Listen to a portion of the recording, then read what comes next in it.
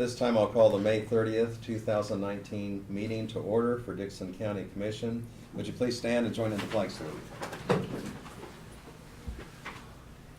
I pledge allegiance to the flag of the United States of America and to the republic for which it stands, one nation, under God, indivisible, with liberty and justice for all.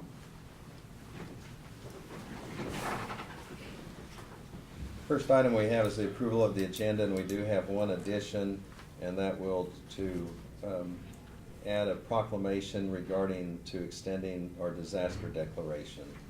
And with that one addition, I'd move that we approve the agenda as amended.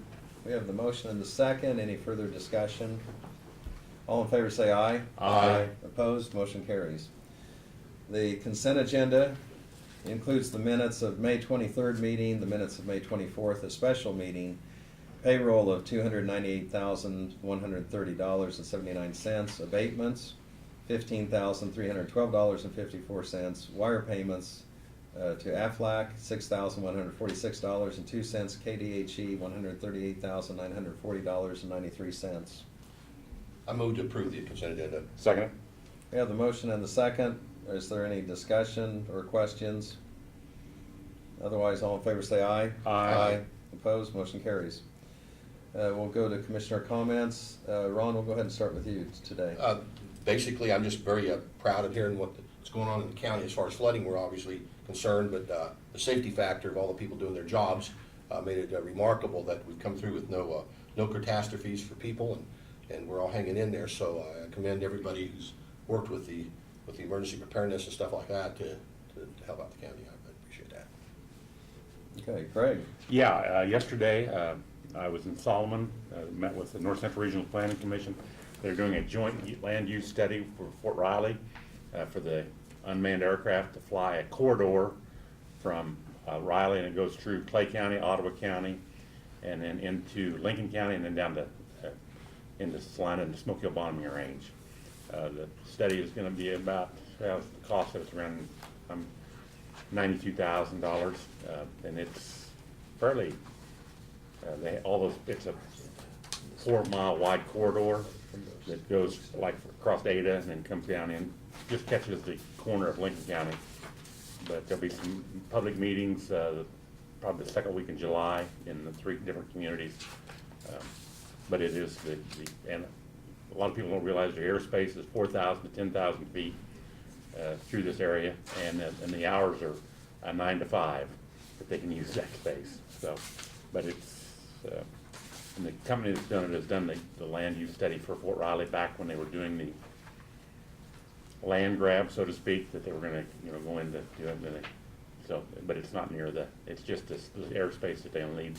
But what it's going to affect is the properties that are there. There'll be building restrictions on what they can put in those areas that this airspace will be. I mean, it's nothing out of unreasonable, but it's going to affect the people. So they've tried to keep it out of like in the city of Minneapolis up there. They've got a kind of a business park on the north side. They're going to that might affect it because it's just right on the edge of that. That's all it was, and then, like I said, there'll be some other meetings coming up. There'll be one in Wakefield, the Ada Community Center, and I'm not sure where they're going to have one. I think they're going to have it at the old Armory in Ellsworth. That's all I have then. Okay, thank you. Earlier this morning during our work study session, we're in the midst of our budget hearings, and we had Andrea Purvis, our county attorney, come in, and she gave her presentation and told about a grant that they had before and some of the other issues and challenges with that. We also had Jill Freeman come in, Register of Deeds, for her budget presentation. We had Central Kansas Mental Health, and of course Dickson County is one of 5 counties for Central Kansas Mental Health, and it's a partnership that we have with them to serve the needs of our county. And then we also heard from OCCK, and they gave their budget presentation and touched on some of the transportation issues. And Jane Foltz is their local board member that's on that. I don't think there was anything else, so we'll go ahead and move on. If there's anyone that wants to make any public comments on anything on the agenda, now would be the opportunity to do that. Hearing none, no comments, we'll go ahead and move to our proclamation. And I could read it, or one of you would like to read it? Oh, okay. This is a proclamation for the D-Day Commemoration Week, June 1st through 6th, 2019. To the people of Dickson County, greetings. Whereas June 6, 2019 marks the 75th anniversary of D-Day, where Allied troops landed along a 50-mile stretch of heavily fortified French coastline to fight Nazi Germany on the beaches of Normandy, France. General Dwight D. Eisenhower called the operation a crusade in which we will accept nothing less than full victory. More than 5,000 ships and 13,000 aircraft supported the D-Day invasion, and by day's end, the Allies gained a foothold in continental Europe. The cost in lives on D-Day was high.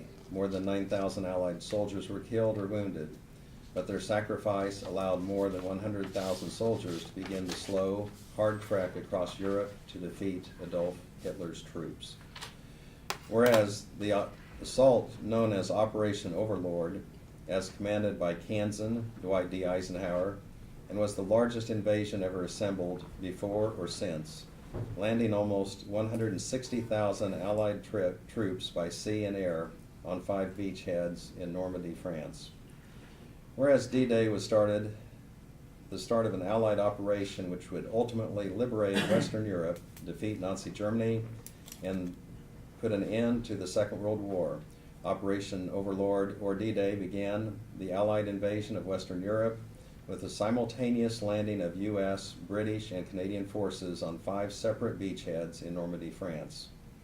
By the end of August 1944, all of northern France was liberated and the invading troops reorganized for the drive into Germany, where they would be eventually meet with Soviet forces advancing from the east to bring an end to the Nazi Reich.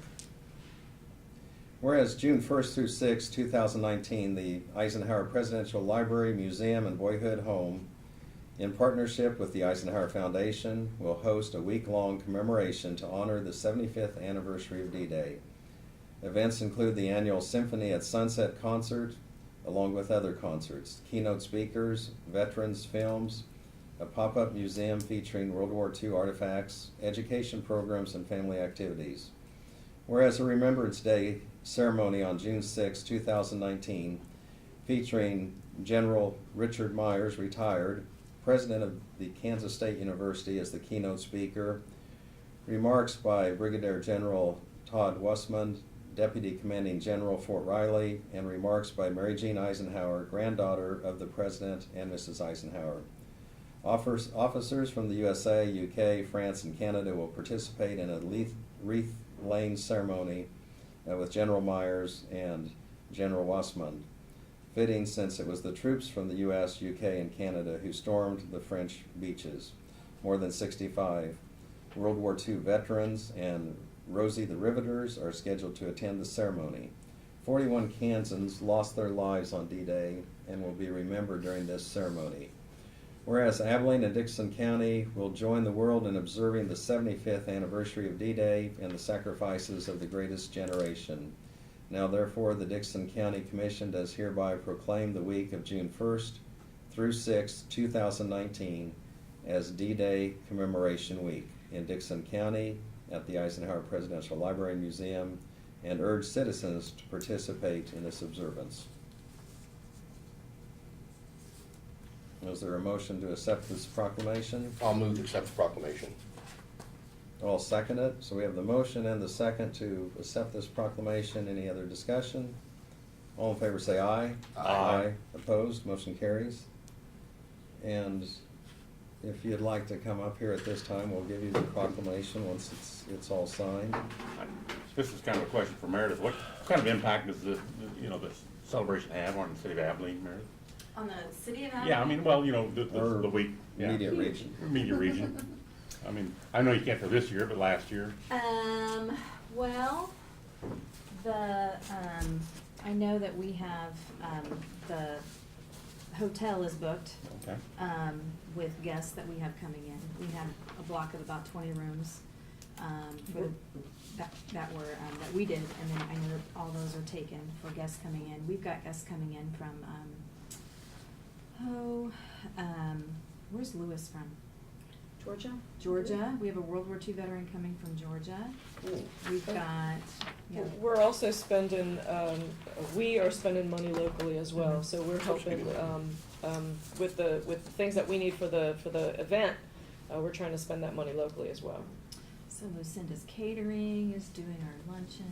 And the grocery store. The grocery store's doing Liquor receptions. stores providing. And you've already mentioned Meredith, but. Yeah, oh, I'm sorry. Just by name, Yeah. go ahead maybe and what your involvement or level of participation at the Eisenhower Library is. Sure. I'm Meredith Slichter. I'm the executive director of the Eisenhower Foundation. And I'm Dawn Hammett, I'm the director of the Eisenhower Presidential Library and Museum. And I'm Linda Smith. My title's archives specialist, and I'm the overall coordinator for D-Day week. So, well, we're so glad to have you here, and I know it's always a big event, this June 1st through 6th, but especially this year. And thank you for all the work and preparation. Thank you. And I know Dawn never gets to leave anywhere without giving some snippet update on the remodeling and what, is there gonna be certain things available for the public soon?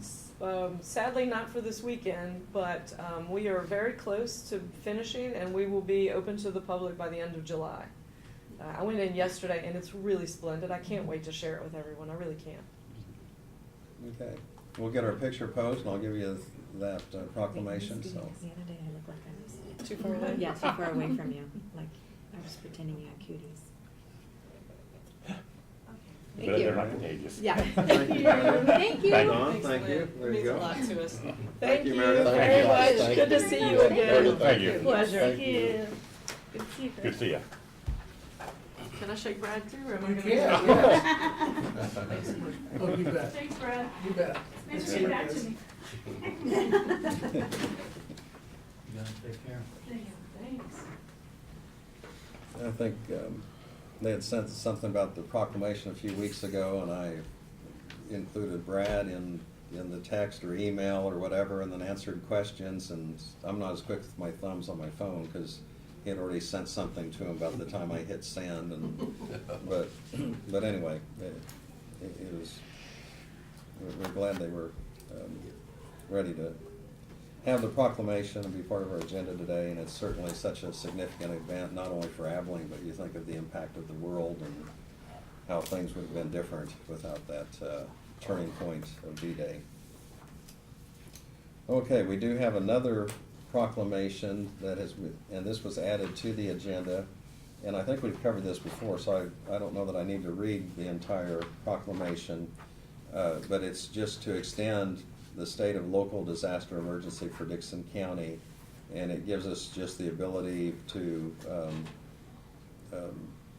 work not only statewide but nationally, and it's important that we have this. And I think probably some of you read in the newspaper that the president had declared so many counties as a disaster area and had worked with Governor Kelly, and so, you know, as other counties like ourselves have participated. But this is going to extend the 7 additional days. We're hoping we do not have additional rains, but in the event that we do, this will extend it 7 additional days, June 3rd through June 10th, unless terminated earlier by consent of the governing body. So is there a motion to accept this resolution 053019? I move to accept the emergency proclamation of extension. Second. Okay. We have the motion and the second. Any further discussion or comment? All in favor say aye. Aye. Opposed, motion carries. And you can sign that. Our next item will be reports from county officers, so we'll call on our county administrator, Brad, to give us his update. Okay, I provided you in your packet with a copy of an updated DOT, or an updated county policy that brings up to compliance some of the changes in our DOT regulations as it relates to our road and bridge employees. Those are the only ones that we have that actually have to have CDLs to perform their duties, and so there's been some changes at the federal level that we just need to comply with, and so that'll give you an opportunity between now and next weekend, I'm sure, to study that and read it in detail.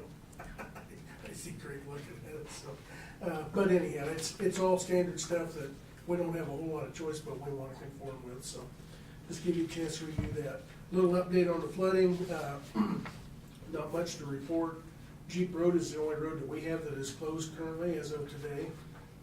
Solomon Road has been in and out. It kinda came up a little bit, Tuesday, we had to close it again for the night, and then yesterday, we opened it back up. I see this morning that the river is down about a foot, which is good news. It's been pretty, the level's been pretty static for the last 3 or 4 days, both at Solomon and Sand Springs. Hopefully that's a indication that things are gonna, better things are ahead of us here sooner than later. Although with Lynn's news that we're gonna get rain the next few days, that may change, it's hard to tell.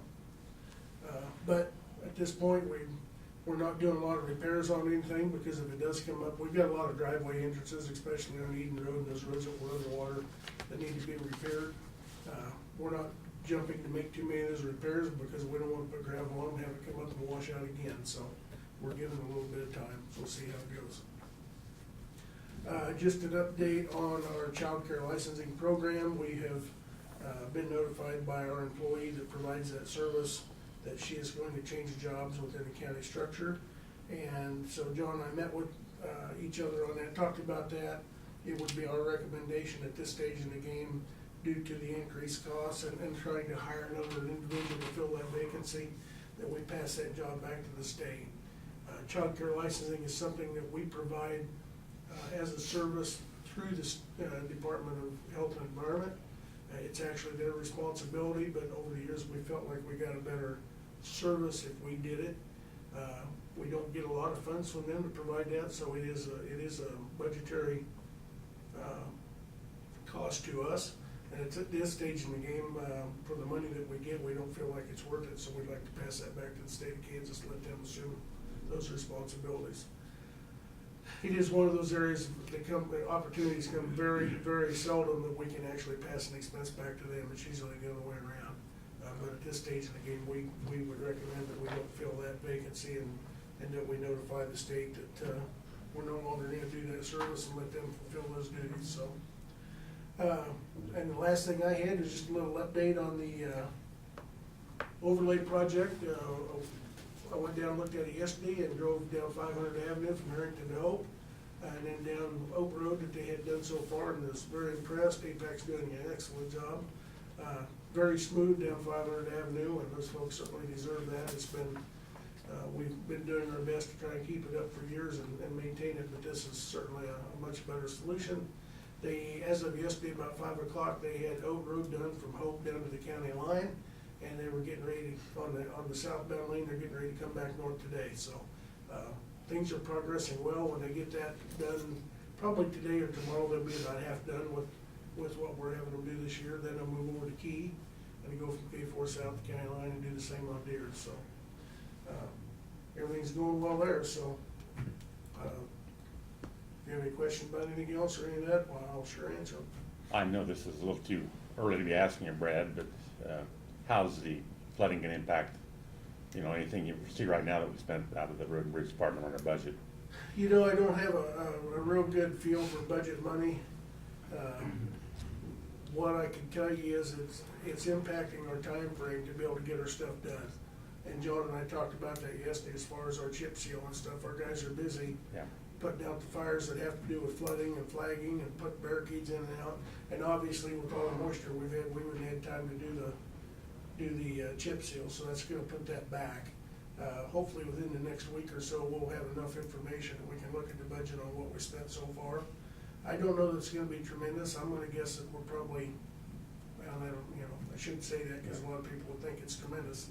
I would guess we're looking at $50,000 to $100,000 damage so far that we're gonna have to repair, with culverts and the small structures and the driveway entrances and things like that. It's like up at 3400 Avenue at Upland and Rain Road. I mean, that structure is gonna cost $8,000 to $10,000 just for the Yeah, tube. exactly, for the tubes and that stuff to get it going. Those little things are all gonna add up, Yeah. so. We'll have a better feel for it once the water recedes a little bit and we see exactly what damage we do have, so.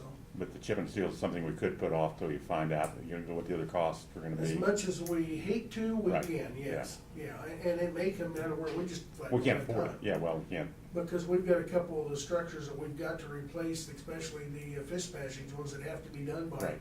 later this year. We've only got that certain Yeah. window during their breeding, outside of the Topeka Shiners breeding Mhm. season that we have to do that, and if we don't do it, we're gonna lose that funding, so that takes half of our crew Yeah. away to be able to do that, and, worst case scenario, we may have to put it off, I don't, we hate to do that, but, it's one of the things, you gotta go with the punches in this business, Yeah. so, and we don't always control the punches, so. And hours and expenditures and so on are being documented, and in the Absolutely. event that we can have any reimbursement or Yes. help. It's one of the things we've impressed upon the cities and the townships from day one, and we've been doing as well, so, Okay. Any other questions? Doug? Nope, I don't have anything, thank you. Okay. I believe that's all we have. There's no unfinished business or other business. Unless someone's received some other information that I'm not aware of, is there a motion for adjournment? I'll make a motion to adjourn. I'll second it. All in favor, say aye. Aye. Opposed, motion carries. We're adjourned.